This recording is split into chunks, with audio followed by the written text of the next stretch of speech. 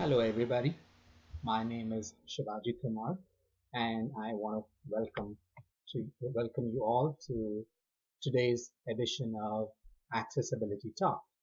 And on the occasion of Global Accessibility Awareness Day today, I want to talk about three simple but important techniques that we all can perform to make our websites accessible. So the three main techniques I'm going to talk about today are as follows. One, how to organize your content for better accessibility.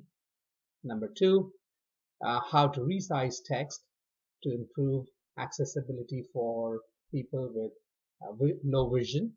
And number three, how to make your website accessible with keyboard and um, in particular accessing the forms and controls. So the first technique, as I mentioned earlier, relates to organizing your content for better accessibility.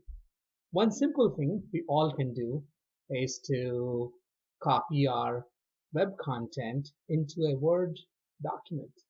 And once we do that, uh, we will see very quickly whether the text is readable or not, whether there are any changes in the reading order, whether we can go through the entire text. In other words, whether the text we copied from the website appears as it was. And in doing so, what we are checking here is that, excuse me, that there are no overlaps. The text does not overlap onto each other. The text does not get truncated, or there are no obscuring in the sense that there is no missing of the text. If you observe any missing text when you copied it into a word processor, it shows you that there is a problem with your content as it appears on the web page. Other real quick checks for better readability you could perform on your web page is to make sure that you organize it in a fashion that there are no long paragraphs. You don't have your paragraphs with multiple semicolons and so that they run into several multiple lines. Instead, what you could do is to uh, shorten your paragraph, and instead of having those semicolons, you could have lists in your on your page. And in addition to having short paragraphs and lists, you could also make sure that all these um, all these tools that you're using also fall under certain headings. In other words, you also make sure that there are appropriate headings. The benefits of organizing your content in such a fashion, short paragraphs, lists, and organizing paragraphs and lists under appropriate headings, is that users with disability, and in particular blind and low vision, can easily navigate through your content with their assistive technology. So with this in mind, you should always ensure that your text and your content on the web page is readable, and with these small tricks within the organizing of the content, you can make sure that your content is accessible to people with various disabilities. So the second technique I want to talk about today is resizing of text. What we can do is to go to a website. Um, I am going to go to a particular website of UNESCO, www.unesco.org. let's go. I am here on the home page of this organization, and now let's resize our text. We are going, I'm in IE 11, and so I'm going to go for resizing of text. Currently my browser setting is set on medium text. So WCAG 2.0 guideline is to make sure that the text could be resized up to 200%, and that is an AA level or AA level priority criteria.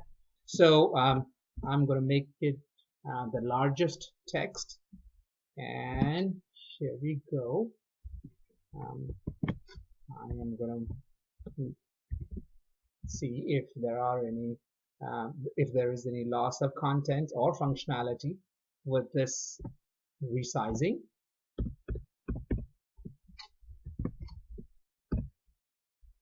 UNESCO on top, I still have UNESCO building peace in the minds of men, and then skip to main content. Top appears to be fine.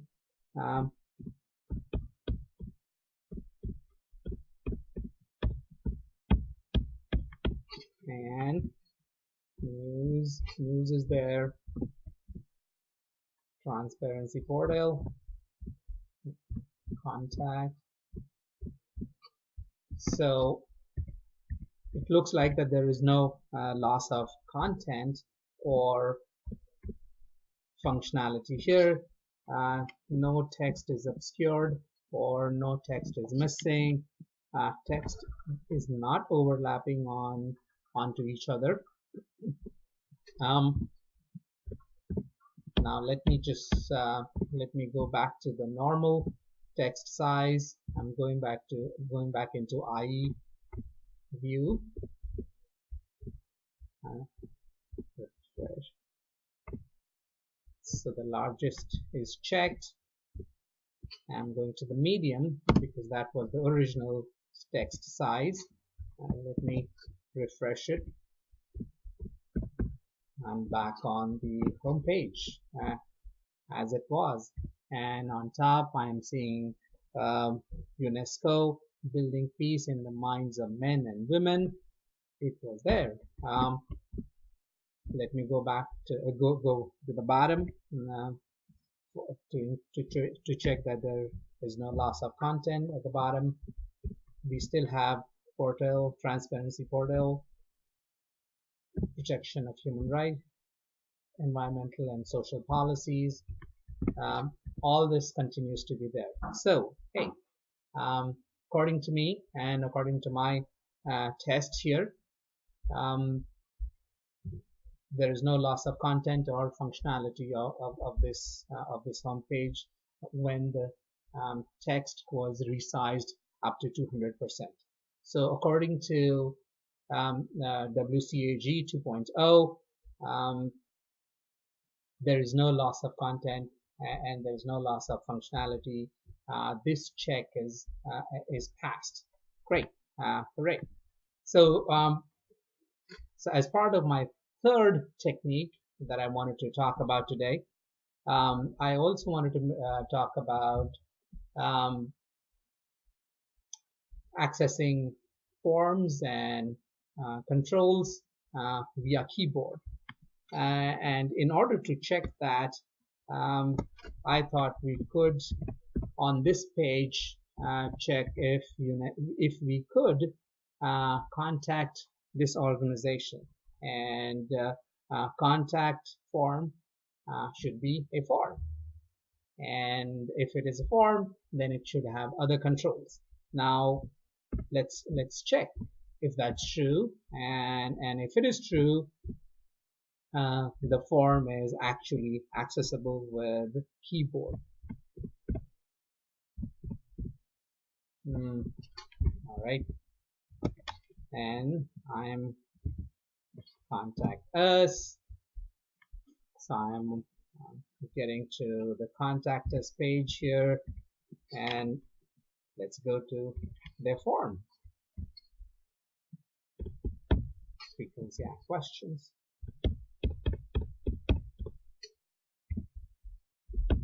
And so I'm here on the contact us form. So the title, I'm supposed to write a title, or hey, there is a checkbox. Hey, good. We have a checkbox. I am Mr. So I'm using my space bar to checkbox my title, which is Mr. And then I moved. Then I moved to the first name edit box, and here I'm writing my first name, Shivaji. That's my first name.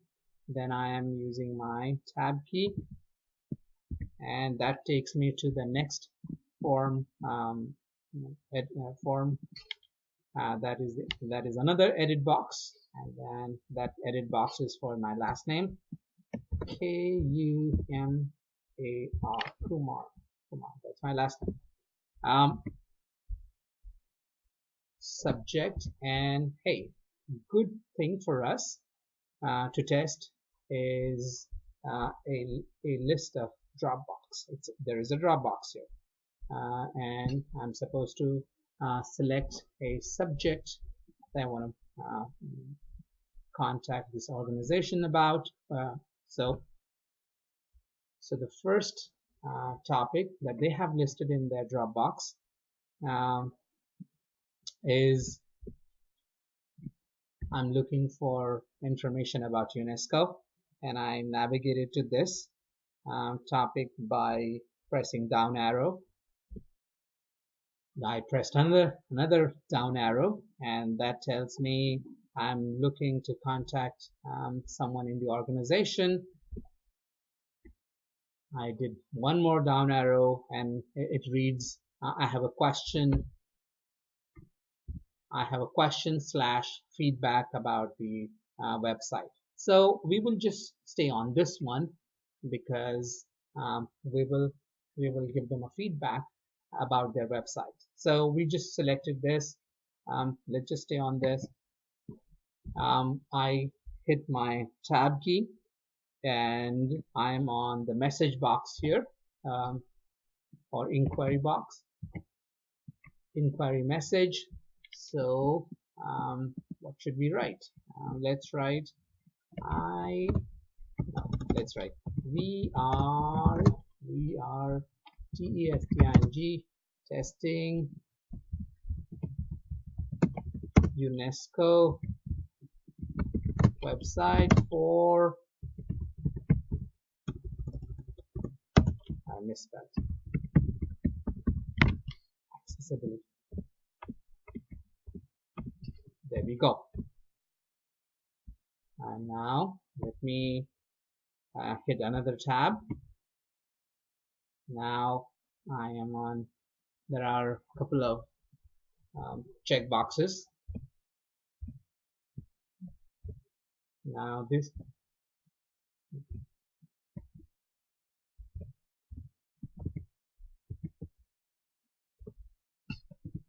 so now there are a couple of check boxes, as I said, and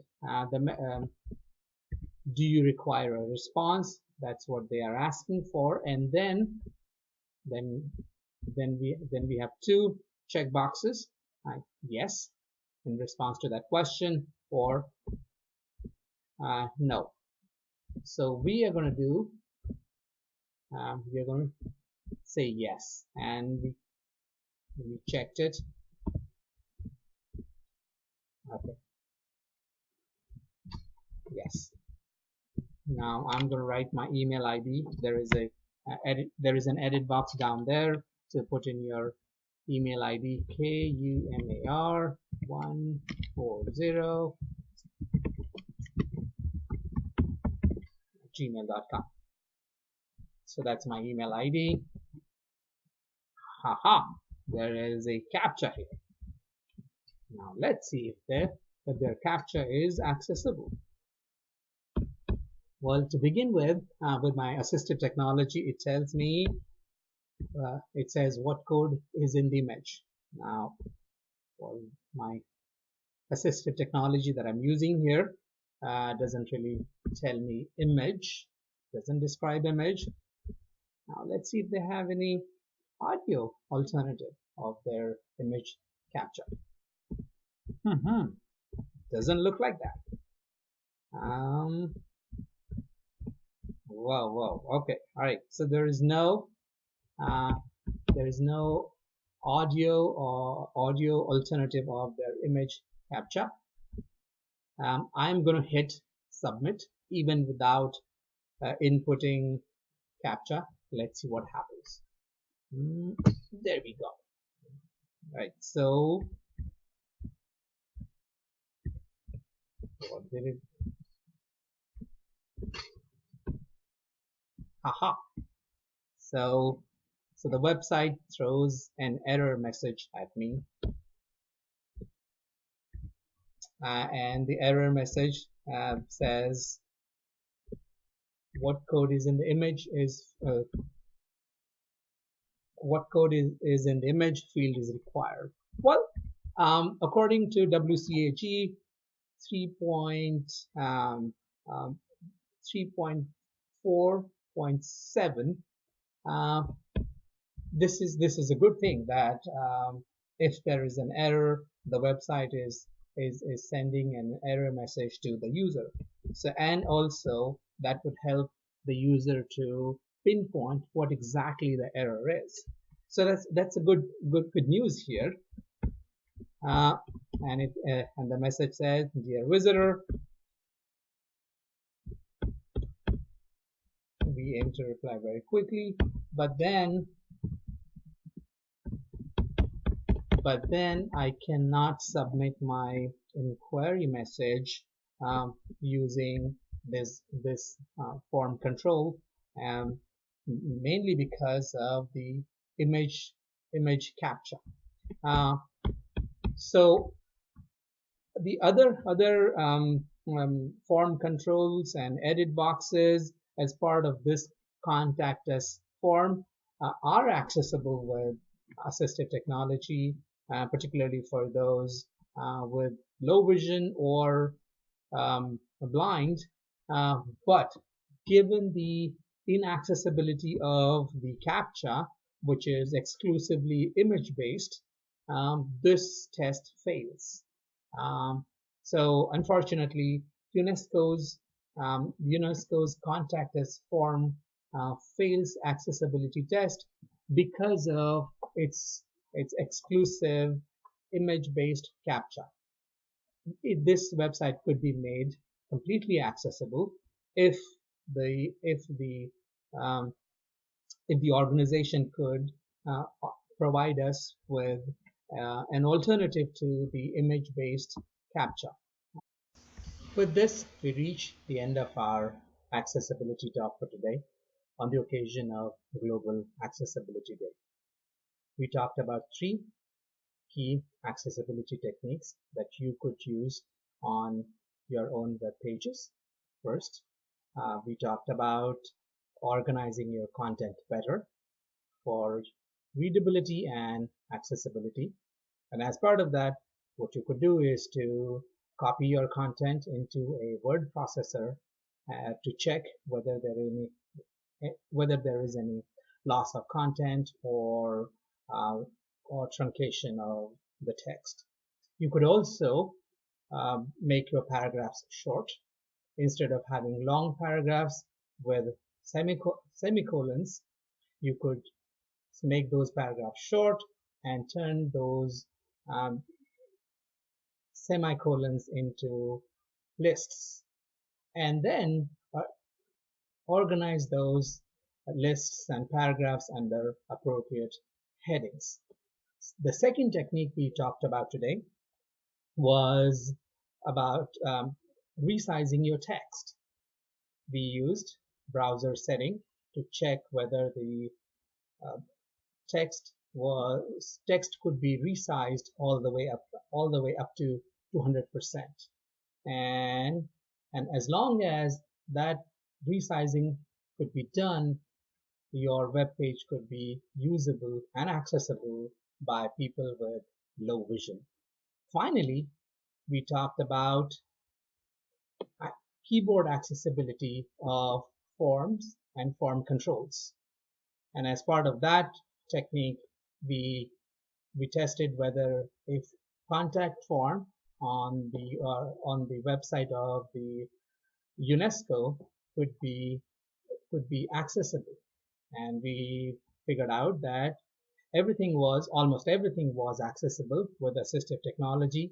All the forms, check boxes, edit boxes, and the buttons were accessible, but the key failure was about the um, CAPTCHA. The CAPTCHA was in an image form, and there was no alternate text either in the form of audio or in the form of text. With these three accessibility checks, you could make sure that your web pages are accessible and usable by people with disabilities. If you have any feedback on what I discussed today as part of this edition, I would love to have your feedback. Thank you very much.